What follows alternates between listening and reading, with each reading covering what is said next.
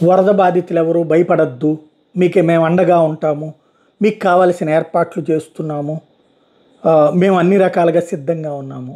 ఈ స్టేట్మెంట్లు వినగానే ప్రభుత్వం ఎంత అలర్ట్గా ఉందిరా, ఎంత పర్ఫెక్ట్గా ఉందిరా అనిపిస్తుంది.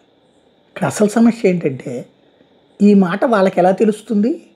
వరదలో చిక్కున్న వాళ్ళకి అక్కడ టీవీ రాదు, కరెంటు లేదు, సెల్ ఫోన్లు పనిచేయట్లేదు, ఆ ఏరియాలో సెల్ టవర్లన్నీ ఆగిపోయినాయి, సెల్ సిగ్నల్స్ లేవు.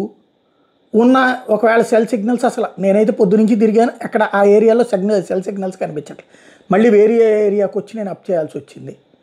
అదే సందర్భంలో ఆ ఏరియాలో ఎందుకు ఆగిపోయి ఉంటాయంటే ఒకటి ప్రభుత్వం అన్న ఆపాలి, లేదంటే కనుక అక్కడ కరెంట్ లోపల ఉంటాయి కదా, అంటే నీళ్ళు సెల్ టవర్స్ కూడా ఈటిట్లో ఉంటాయి కదా, మోటార్లు అవి ఉంటాయి కదా, అవి ఆగిపోయి ఉండాలి, అవి పనిచేయడం ఆగిపోయి ఉండాలి. అంటే అదో పెద్ద సమస్య అవుతుంది.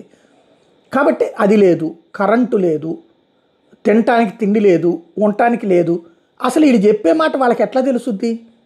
వాళ్ళ దగ్గర గుండా ఎదురుగుండా ఓ పడవ వచ్చి రండయ్యా ఎక్కించుకెళ్తాము, రోడ్డు మీద వదిలిపెడతామంటే తెలుసుద్ది. లేదా ఓ మైక్ అనౌన్స్మెంట్తో ఓ పడవలో వెళ్తా రెవెన్యూ డిపార్ట్మెంట్ మీరెవ్వరూ ఈ ప్రాంతాల్లో ఉన్న వాళ్ళు కంగారు పడబాకండి, మీకు తిండి పంపిస్తున్నాం, మీకు మంచినీళ్ళు ఇస్తున్నాం, కొంచెం వరద తగ్గుముఖం పడుతుంది, మిమ్మల్ని అవతలకి తీసుకెళ్తున్నాం, మీకు మిమ్మల్ని బాగా చూసుకుంటామని చెప్తే తెలుసుద్ది. ఎక్కడ కూర్చొని ప్రకటిస్తే పేపర్లో, టీవీల్లో, బ్రేకింగ్లోని వీటిట్లో వస్తే పేపర్ రేపు పొద్దున వరదల్లో ఉన్నోళ్ళు వెళ్ళి రోడ్డు మీదకి వెళ్ళి పేపర్ తెచ్చుకుని అక్కడ కూర్చొని చదువుతారా? లేకపోతే అసలు చూసుకోవడానికి ఏమన్నా అవకాశం ఉంటుందా?